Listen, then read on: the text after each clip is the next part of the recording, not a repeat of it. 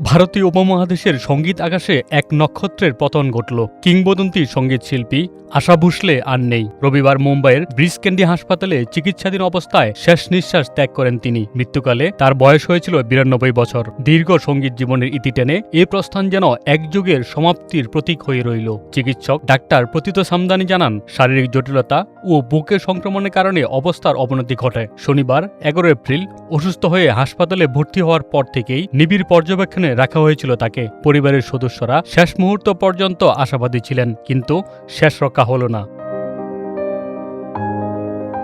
মায়ের মৃত্যুর খবর জানিয়ে তার ছেলে আনন্দ ভোসলে আবেগঘন কণ্ঠে বলেন, মা আজ আমাদের ছেড়ে চলে গেছেন, আমরা সবাই শোকাহত। তিনি জানান, আগামী ১৩ এপ্রিল সকাল ১১টায় লোয়ার পার্লের কাসাগ্র্যান্ডে তার মরদেহ রাখা হবে, যাতে ভক্ত অনুরাগীরা শেষ শ্রদ্ধা জানাতে পারেন। এরপর বিকেল ৪টায় শিবাজি পার্কে তার শেষকৃত্য সম্পন্ন হবে। আশা ভোসলের প্রয়াণে সঙ্গীত অঙ্গনে নেমে এসেছে গভীর শোকের ছায়া। ভারত সহ বিশ্বের বিভিন্ন প্রান্তের শিল্পী, রাজনীতিবিদ ও ভক্তরা সামাজিক মাধ্যমে শ্রদ্ধা জানাচ্ছেন এই কিংবদন্তিকে। তার কণ্ঠে যেসব গান কোটি হৃদয়ের মানুষের জায়গা করে নিয়েছে, সেগুলি আজ তার স্মৃতির সবচেয়ে বড় পরিচয় হয়ে থাকবে।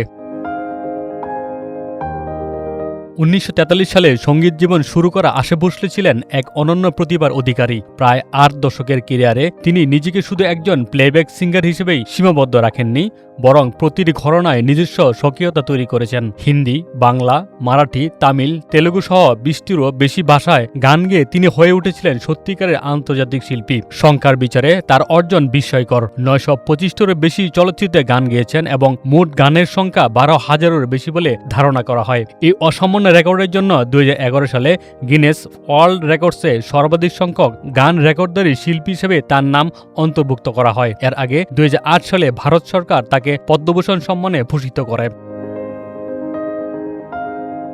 তার বড় বোন কিংবদন্তি লতা মঙ্গেশকর এর সঙ্গে তার নাম উচ্চারিত হয় একই নিঃশ্বাসে। দুই বোন মিলে ভারতীয় প্লেব্যাক সঙ্গীতকে এমন এক উচ্চতায় নিয়ে গেছেন যা আজও অনন্য।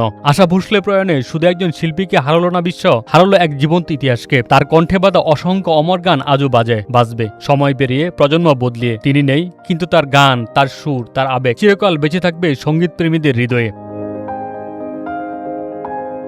দিদারুল আকন্দ আলমগীর, বাংলা বাজার পত্রিকা।